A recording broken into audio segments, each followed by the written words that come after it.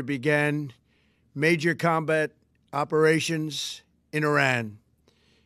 Our objective is to defend the American people by eliminating imminent threats from the Iranian regime, a vicious group of very hard, terrible people. Its menacing activities directly endanger the United States, our troops, our bases overseas, and our allies throughout the world. For 47 years, the Iranian regime has chanted death to America and waged an unending campaign of bloodshed and mass murder, targeting the United States, our troops, and the innocent people in many, many countries. Among the regime's very first acts was to back a violent takeover of the U.S. Embassy in Tehran, holding dozens of American hostages for 444 days. In 1983, Iran's proxies carried out the Marine barracks bombing in Beirut that killed 241 American military personnel. In 2000, they knew and were probably involved with the attack on the USS Cole. Many died.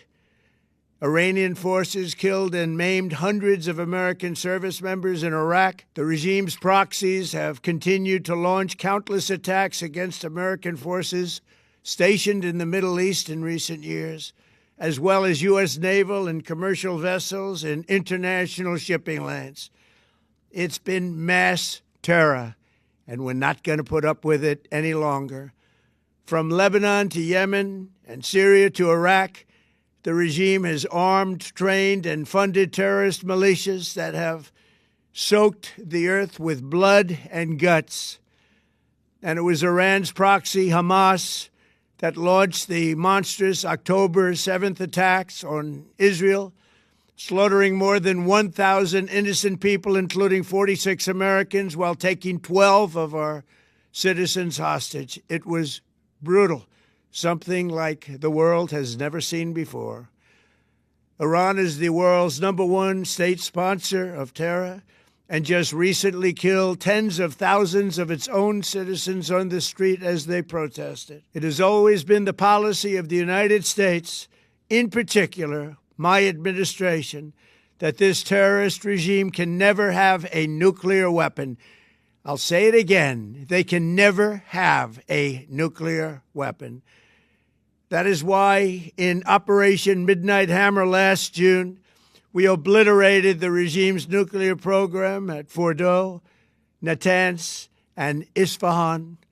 After that attack, we warned them never to resume their malicious pursuit of nuclear weapons, and we sought repeatedly to make a deal. We tried. They wanted to do it. They didn't want to do it. Again, they wanted to do it. They didn't want to do it. They didn't know what was happening. They just wanted to practice evil. But Iran refused, just as it has for decades and decades. They've rejected every opportunity to renounce their nuclear ambitions, and we can't take it anymore. Instead, they attempted to rebuild their nuclear program and to continue developing long-range missiles that can now threaten our very good friends and allies in Europe, our troops stationed overseas, and could soon reach the American homeland. Just imagine how emboldened this regime would be if they ever had and actually were armed with nuclear weapons as a means to deliver their message. For these reasons, the United States military is undertaking a massive and ongoing operation to prevent this very wicked, radical dictatorship from threatening America and our core national security interests. We are going to destroy their missiles and raise their missile industry to the ground. It will be totally, again, obliterated. We're going to annihilate their Navy. We're going to ensure that the region's terrorist proxies can no longer destabilize the region or the world and attack our forces and no longer use their IEDs or roadside bombs, as they are sometimes called, to so gravely wound and kill thousands and thousands of people, including many Americans. And we will ensure that Iran does not obtain a nuclear weapon. It's a very simple message. They will never have a nuclear weapon. This regime will soon learn that no one should challenge the strength and might of the United States Armed Forces. I built and rebuilt our military in my first administration, and there is no military on earth even close to its power, strength, or sophistication. My administration has taken every possible step to minimize the risk to U.S. personnel in the region. Even so, and I do not make this statement lightly, the Iranian regime seeks to kill. The lives of courageous American heroes may be lost, and we may have casualties. That often happens in war. But we're doing this not for now. We're doing this for the future, and it is a noble mission. We pray for every service member as they selflessly risk their lives to ensure that Americans and our children will never be threatened by a nuclear-armed Iran. We ask God to protect all of our heroes in harm's way, and we trust that, with His help, the men and women of the armed forces will prevail. We have the greatest in the world, and they will prevail. To the members of the Islamic Revolutionary Guard, the armed forces, and all of the police, I say tonight that you must lay down your weapons and have complete immunity, or, in the alternative, face certain death.